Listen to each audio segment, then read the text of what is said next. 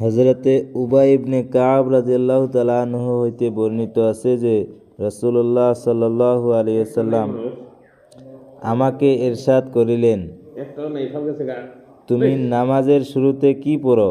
হযরত কাব রাদিয়াল্লাহু তাআলা আনহু বলেন, আমি সূরা ফাতিহা পড়িলাম। রাসূলুল্লাহ সাল্লাল্লাহু আলাইহি ওয়াসাল্লাম ইরশাদ করিলেন, সেই পাক জাতের কসম যাহার হাতে আমার প্রাণ। আল্লাহ তাআলা এইরূপ কোনো সূরা না তৌরাতে, না ইনজিলে, না জবুরে, না বাকি কুরআনে নাজিল করিয়াছেন এবং ইহাও সেই সূরা ফাতিহার ৭ আয়াত যাহা প্রত্যেক নামাজে বারবার পড়া হয়। হযরতে আবু হুরায়রা রাদিয়াল্লাহু তাআলা আনহু বলেন, আমি রাসূলুল্লাহ সাল্লাল্লাহু আলাইহি সাল্লামকে ইরশাদ করিতে শুনিয়েছি, আল্লাহ তাআলা বলেন, আমি সূরা ফাতিহাকে নিজের ও নিজের বান্দার মধ্যে আধা আধি ভাগ করিয়া দিয়েছি।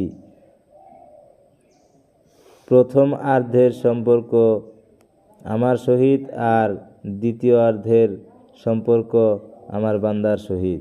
আমার বান্দা তাহা পাইবে যাহা সে চাহিবে। যখন বান্দা বলে আলহামদুলিল্লাহি রাব্বিল আলামিন, সমস্ত প্রশংসা আল্লাহ তাআলার জন্য যিনি সমস্ত জগতের পালনকর্তা, তখন আল্লাহ তাআলা ইরশাদ করেন, আমার বান্দা আমার গুণ বর্ণনা করিয়াছে। যখন বান্দা বলে আর রহমানির রহিম, তিনি বড় মেহেরবান, অত্যন্ত দয়ালু, তখন আল্লাহ তাআলা ইরশাদ করেন, বান্দা আমার প্রশংসা করিয়াছে। যখন বান্দা বলে মালিক ইয়াউমিদ্দিন, যিনি পুরস্কার ও শান্তি দিবসের মালিক, তখন আল্লাহ তাআলা ইরশাদ করেন, আমার বান্দা আমার মহত্ব বর্ণনা করিয়াছে।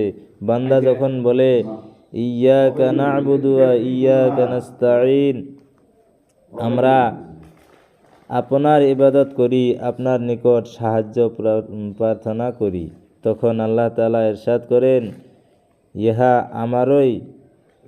আমার ও আমার বান্দাদের মধ্যে, অর্থাৎ ইবাদত করা আমার জন্য আর সাহায্য প্রার্থনা করা বান্দার প্রয়োজন, এবং আমার বান্দা যাহা চাহিবে তাহাকে দেওয়া হইবে।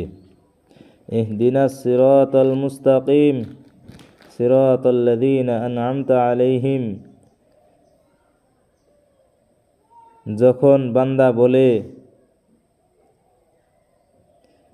গায়রিল মাগদুবি আলাইহিম ওয়ালাদ-দাল্লিন, আমাদিগকে সোজা পথে পরিচালনা করুন, ওই সকল লোকদের পথে যাহাদের উপর আপনি মেহেরবানি করিয়াছেন, তাহাদের পথে নহে যাহাদের উপর আপনার গজব নাজিল হইয়াছে, আর না তাহাদের পথে যাহারা পথভ্রষ্ট হইয়াছে। তখন আল্লাহ তাআলা বলেন, সূরার এই অংশ কেবল আমার বান্দার জন্য, আর আমার বান্দা যাহা চাহিয়াছে তাহা সে পাইয়াছে।